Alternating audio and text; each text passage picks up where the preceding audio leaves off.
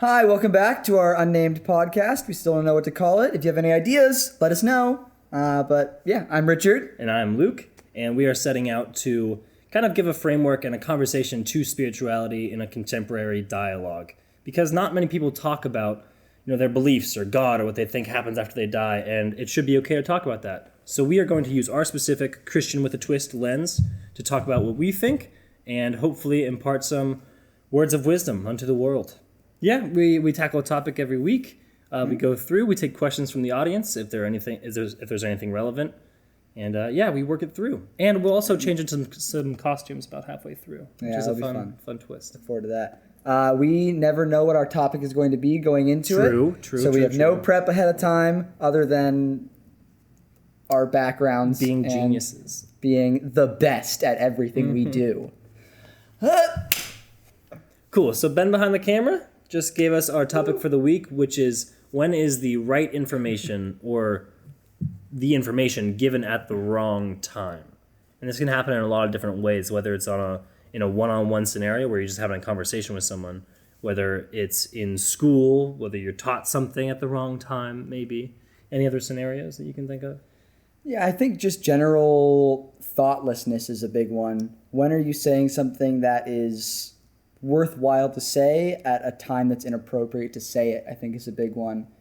Because there are a lot of things that are... Not even worthwhile, though. Like, you can be saying something true that maybe should not be said in a certain scenario. There are definitely times when there's something that is a good thing to say, but the time you say it is not a good time to say it. Yeah. And there are times when it just shouldn't be said at all. So I think both of those sort of play into this question of when the right time to say something is. Yeah. There are really obvious ones and also some that are more subtle. Like if you're on a one-on-one conversation with someone and maybe it's someone you just met and there's just a huge booger hanging out of their nose. The first thing you go up and say is not like, oh, gross, you have a booger in your nose. You gotta be a little bit more subtle about it. It's a true thing you're saying, but the timing and situation might not be the right I think you just go up and you just repeatedly pick your own nose until you look they at their realize. nose until they and you just make it more and more obvious that you're just going at it and they're like, why is he so... And then they're aware. Do you ever do that when people are like, or they're talking a little bit like this? And you just I cannot help myself. I cannot help myself but to cough because it physically bothers me when that happens. Yeah. So anyway, if someone has a booger in their nose, my solution would be to finish up the conversation at hand and then gently say, this is kind of embarrassing, but you have a little bit of something in your nose. You should probably get that. That was a very specific situation. So now we can broaden. For those of you who have run into booger situations, you can turn off the camera now. You found your answer. Good night. But I think in larger one-on-one scenarios, it's about reading the situation, which is easy to say and harder to do depending on who you are and your personality, your level of social adeptness. Because some people know what to say at the right time and some people don't. Yeah, I think there's something I've run into. I work with high school boys a lot. So something I often run into is sort of the defense of a rude thing being like, oh, but I was just speaking the truth. Like that was a true thing I said. And just because it's true doesn't mean you should say it. The classic like, how do I look in this dress? Oh, honey, you look, 4 out of 10. Yeah, a solid C-. Yeah, it's fine. It's not the best dress. That's not the way to handle it, obviously. And that's a very, trite example. But there are times when the cold, hard truth isn't what you should give. Yeah. Sorry, just because it's all about, in any situation, it's all about the audience. It's all about who you're talking to and how they're receiving what's happening. So no matter how true it is, if they're not ready to accept what it is or see what it is or understand it, it's not going to come through. So if there's an angry situation where a high school boy is like, but I was right. What I said was true. Maybe, but the guy who you're arguing with wasn't in a place where your anger helped that, or even though it was true, it didn't come through for that person. So you got to figure out a way to have the person on the receiving end actually be able to receive it in the right way. Yeah, It's tricky. I was talking earlier today about an interesting distinction between what is true and what is factual. And things that are factual, like if you see someone with a really hideous dress on, and they're like, "What do you think of this dress?" You could be like, "That has not been in fashion for 30 years," and that could be a factual thing, but that doesn't mean that it's true, because the way I define truth as like a sort of doctrinal, like life moral truth, is something that is right and also is useful. And I think that's a big distinction. If what you're saying is destructive, it's no longer really true. Like, it's true that you should not lie. I mean, one of the 10 commandments, don't lie, don't bear false witness, is what they say. But if someone's like, "Do you like my hat?" Being like, "Nah, you didn't lie," but that doesn't mean that you were like, "Oh, I was check." Doesn't mean you were That's helpful one of the in 10 that situation. commandments. Big check by that one. Yeah. Like, no, you need to be able to handle a situation with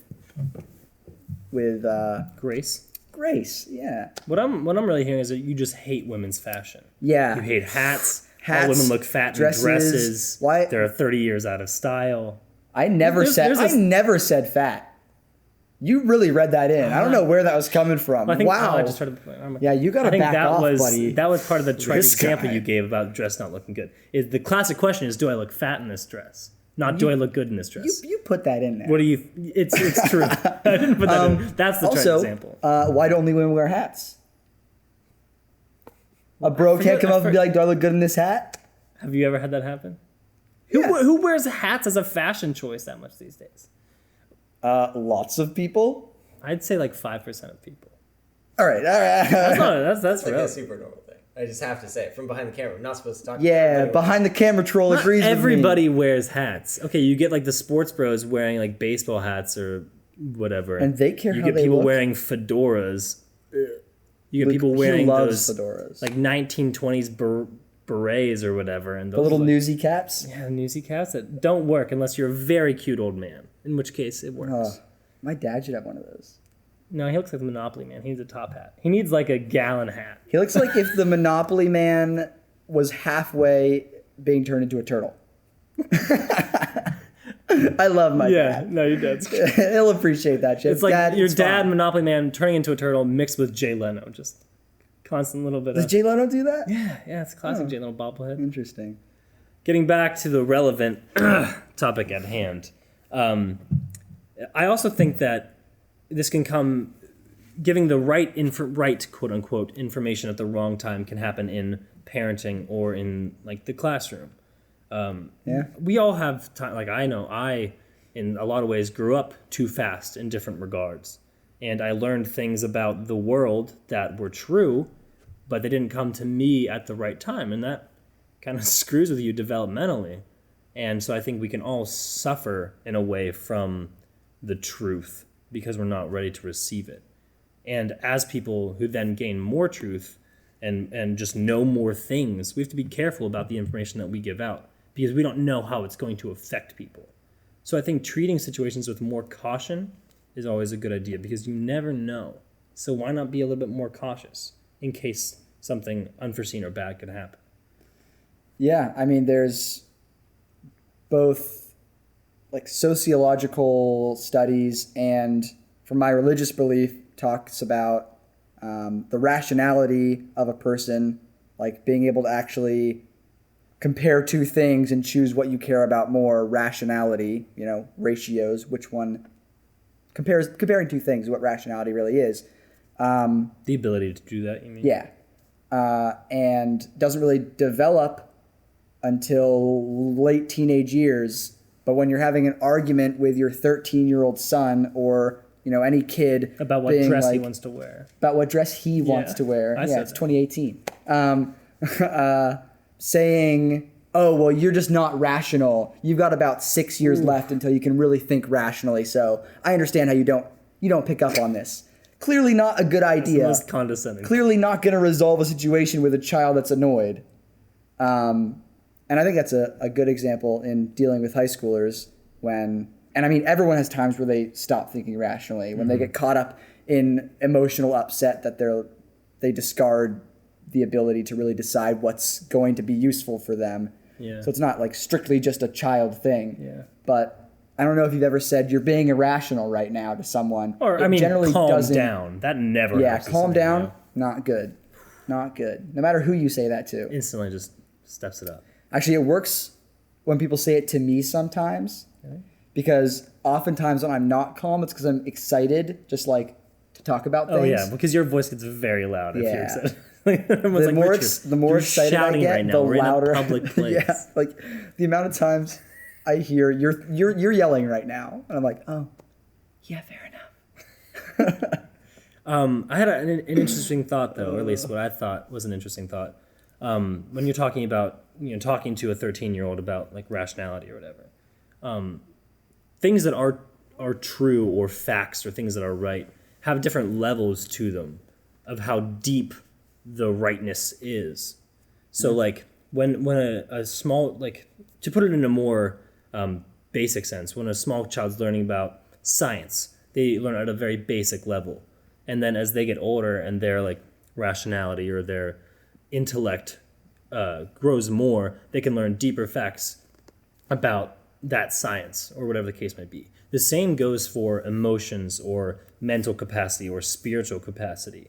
You have to learn things at a very basic level because that's when you're ready to hear them, when you're younger. But as you age and as your intellect and your rationality deepens, you can learn deeper emotional truths or mental truths or things that are right or deeper philosophy or whatnot because you're more ready to receive them. And I think that's really important, is not to overestimate or underestimate a person where they're at. And so if you're going to, that's so hard because in just having a conversation with someone about a deep topic, you don't know what they're ready to receive or not. So you're never going to know if something is delivered at the right or the wrong time. So how do you treat that kind of situation when you don't know? Yeah, so in class, I haven't mentioned it this episode, but I am in theological school. I'm training to be a minister. And in class the other day, talked about a doctrinal idea that was basically saying the lofty doctrinal terms for it were specifics are stored inside generals. And to bring that down really quick, have you ever heard the phrase like you don't see the forest through the trees? Yes. Like you're so focused on seeing one specific thing that you don't see the broader context. Or like the little things make up a bigger thing. Yeah, like exactly. A cookie has the cookie dough and chocolate chips all throughout, but they're not just chocolate chips or cookie dough, it's a cookie. Yeah. And so if you don't... What? Ben's giving me snark behind the camera. Do you not like cookie analogies, Ben? That's a very cute analogy. Good job. You got a cookie I thought after so this. too. You just had so much heart in it. Right? Shh, you're behind the camera. For a reason.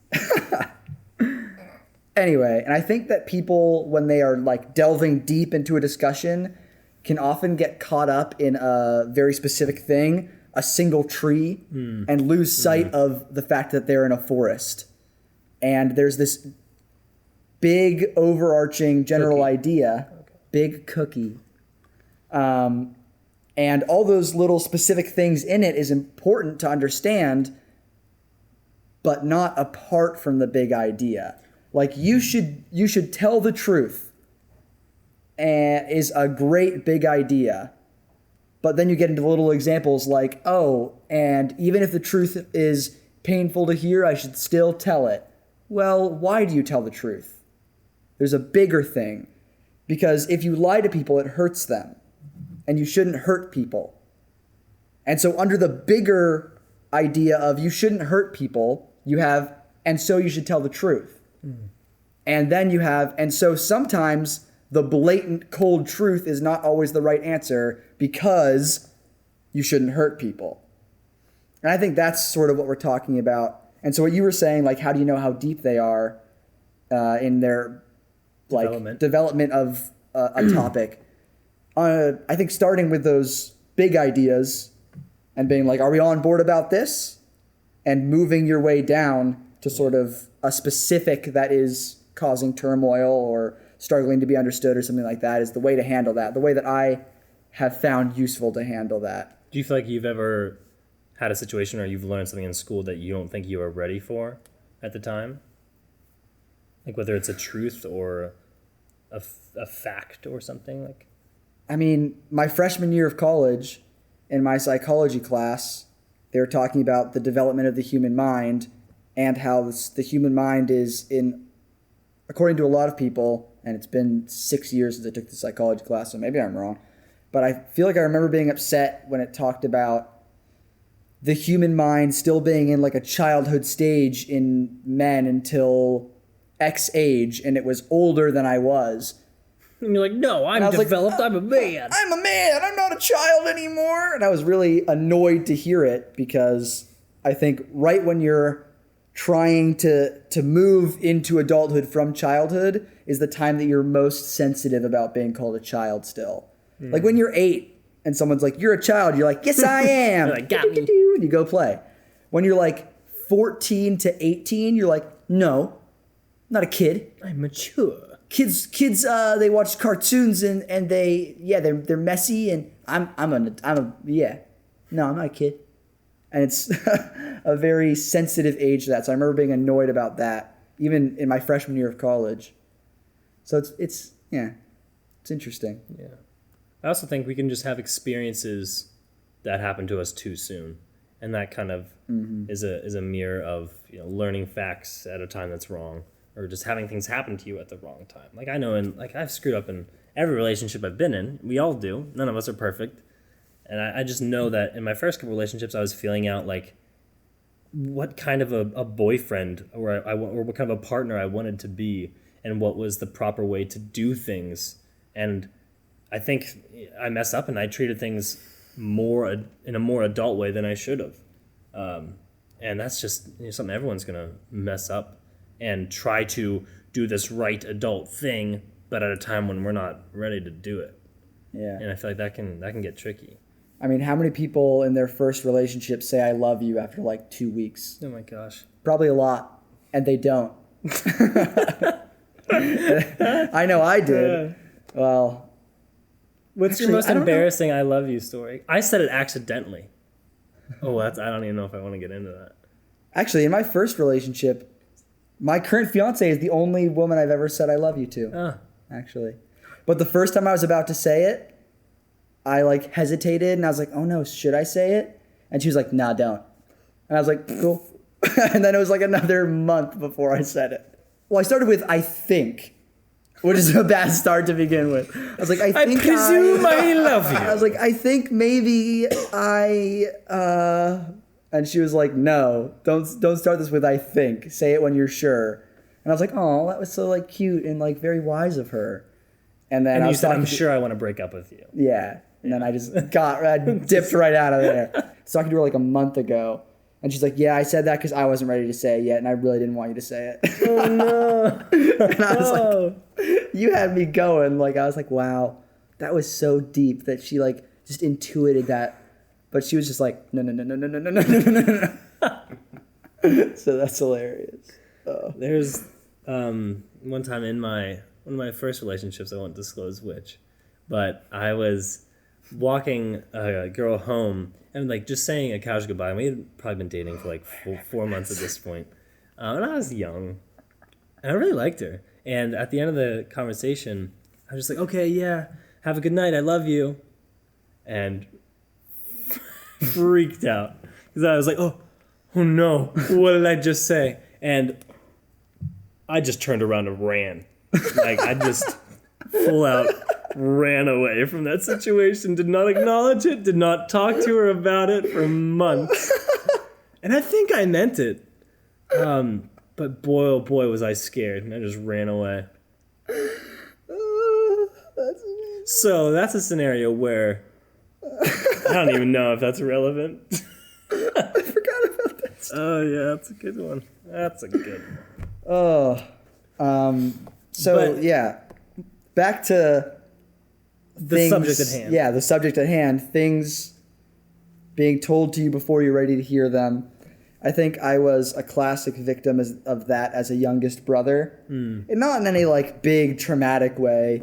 Just like when you have two older brothers, they're really excited to tell you about things that a child shouldn't know yet. Right. And the area we also grew up in was like Pretty bad. not like a great.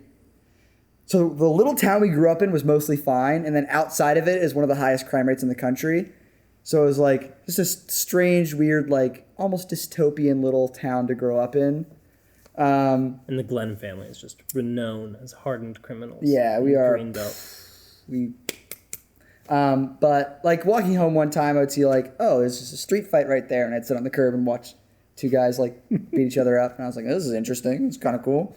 But as a result of that, I knew a lot of things, a lot of words, a lot of actions that a first grader shouldn't know about. And I remember one of my best friends growing up, still one of my closest friends. We both went to a small little private school. Class of like 6 was like the biggest class. The whole school was like 50 people. And at one point I was like, I have all of these things that I know burdening me, and none of my friends know them. Just unload them on And so I was like, during recess, I was like, come with me. And I took this friend behind the like playground equipment shed. And I was we like, all know where this is going. okay, so we'll start with words. I just unloaded every vulgar thing I had learned from my older brother in my community into his poor, poor little mind. And I remember him just... Oh, no. And to this day, he's like, you corrupted me. You destroyed my poor innocence. And I was like, it happened to me. I couldn't bear it. I needed someone to share I my needed pain. someone to share it with. That reminds me of a So- terrible thing I did to my little brother when I was younger. Me and my best friend were like 5 years older than my little brother, and he just had barely learned how to talk. And so we would stand at opposite ends of the room, and my brother would come over to me, and I'd whisper like a bad word in his ear and tell him to go tell my friend. And he'd just run over to my friend and just say this bad word, and then just back and forth and back and forth. And this poor child didn't know what he was doing. I still feel bad about that. That reminds me of the story of when you were trying to be edgy and not say the F word. Oh, I love that story. that's true. Oh, when I was little, I had just learned what the swear words were, or at least what I thought the swear words were. So I thought the F word was fluck with an L. And so I was walking with my sister down the street one day, and I was trying, I must have been like 6, 7. So I was walking down the street, and I tried to be cool or impress her or something, or just be funny. So I tried to say the F word without actually saying it, like say a different word than the F word, which I thought was fluck. So by doing that, I actually just said the F word in front of her, and she freaked out. She was like, "Look, how could you do this? I can't believe this. I'm telling your father." And so we went to our dad, and she's like, "Dad, look what he said this." And I was like, "No, I didn't. No, I didn't say it. I said something different."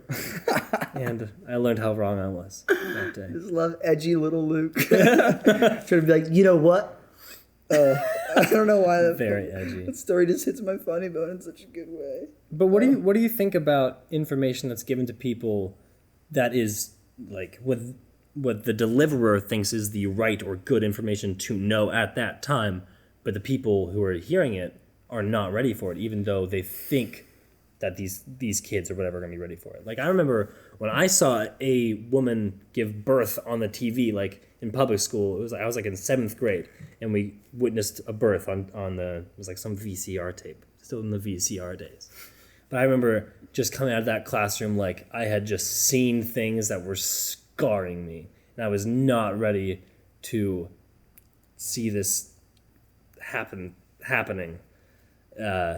And I don't think I was ready for it at that point, to be honest. Like everyone played it cool, like they were fine, like oh yeah, like it's not a big deal. I see it all the time, every day, man. Every day, people giving. It's a normal Tuesday night for me, man. I don't know what you're talking about. It was the same with like the sex ed talk, though. Like everyone acted like they were ready to hear it and that they knew everything already. But I don't know if middle schoolers were ready to hear that, or in some cases, maybe people wait too long to hear about that kind of thing. That's particularly a highly debated one, when to give the sex ed talk. Because on one hand, Be like, my precious little boy and his precious baby ears.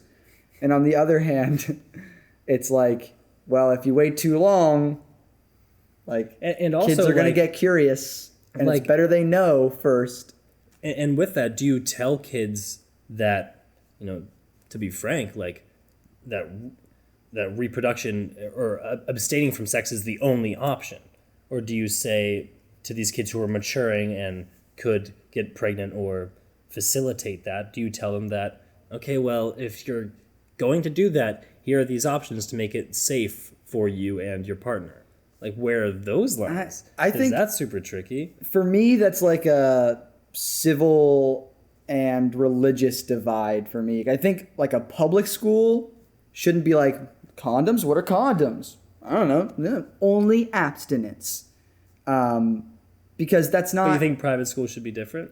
I think a religious education can instill their religious values in a child. I think they can instill them, but I think they should present both sides of the thing. Like, it's not like private religious school kids are that vastly different than public school kids that they're just going to hear abstain from sex and be like, oh, okay. Yeah, sounds good. I'm never going to do anything.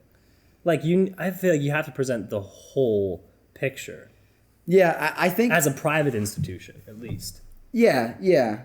I think that when you are discussing a topic like that and you, for example, say that abstinence is the only option and kids very obviously will realize quickly that it's not. I mean, media is so prevalent.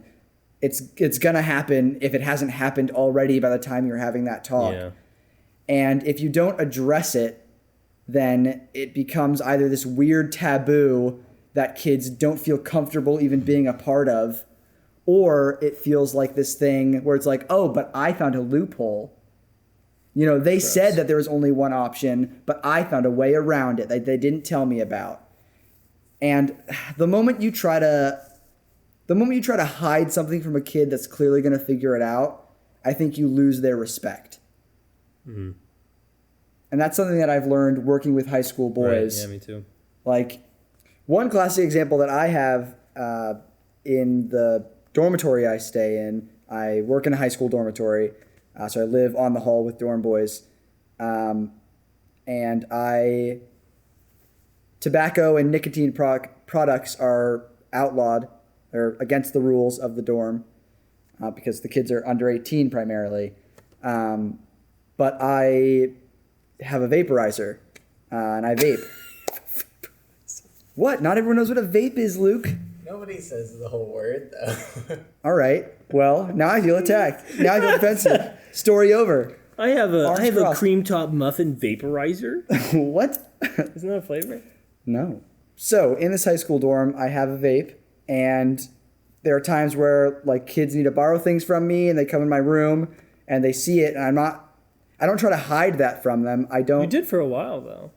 Yeah, I didn't know how to handle it at first, and I found that it was much more productive to basically be like, this is a choice that I am able to make at the age I am, and right now you are in the care of people that are making that choice for you because you are still a child, you are an adolescent. But you don't say that again. That would Yeah, be the right again, thing that to would say. be Wrong time. But it's basically how I handle it is that's a rule for you, not for me.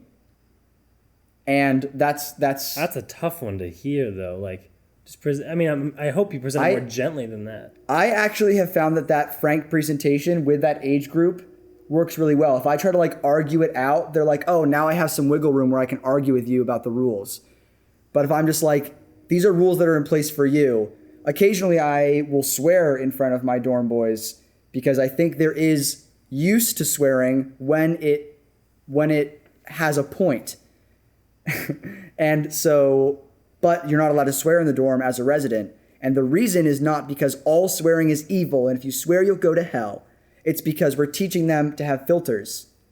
Because they don't necessarily have that in their social life of like, here's where I shouldn't swear, here's where it's okay. So saying like, creating an artificial filter, I think is a really useful tool. So creating a dynamic with people where you are honest without being hurtful, I think is really important. Like me saying to a dorm boy, like that's something I'm allowed to do but you are under a set of rules, and that's just how it is.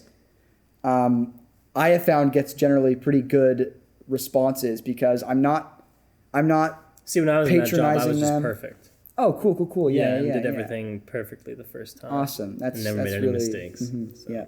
that's just where I'm coming from. Though. That's my truth. I have to speak my truth right now. Are you done? Sure. Yeah. Are you done? Cool. Everything kind of revolves around the environment that you're in at the time of the information being delivered. Yeah, and so I think a lot of it gets back to the use involved in it, and I think basically everything gets back to what use it's serving for the world. And so if the information you're giving them is because you feel like people need to know this, like my older brother, when he found out that Santa wasn't real, was like, this injustice, my younger brother must know. And he came and told me, if there are any kids under 8 listening, Santa's totally real. I was just a sick joke. What 8-year-old is going to go out and find this podcast? I just want to be careful, man. Actually, that's our target audience, is the 8-year-old, spiritually but not religious. That's our target audience. Really trying to get in touch with a higher power and understand the grandness of the universe. But so yeah, my brother was like, this injustice needs to be fixed. But I mean, I think he did me more harm than good. So knowing just because it's right, just because it's true, doesn't mean that it's a good idea. And doesn't mean that you don't have to worry about how you share it. Because when it comes down to it, you don't decide what things mean for other people. Like if I am like, oh, you idiot, to Luke about something, and we know each other well. Joking. And it's just a joke, like just a back and forth. I don't know whether Luke has deep insecurities about his intelligence and that really like hurts him deeply. And so maybe I'm meaning it's just like a friendly little back and forth between us.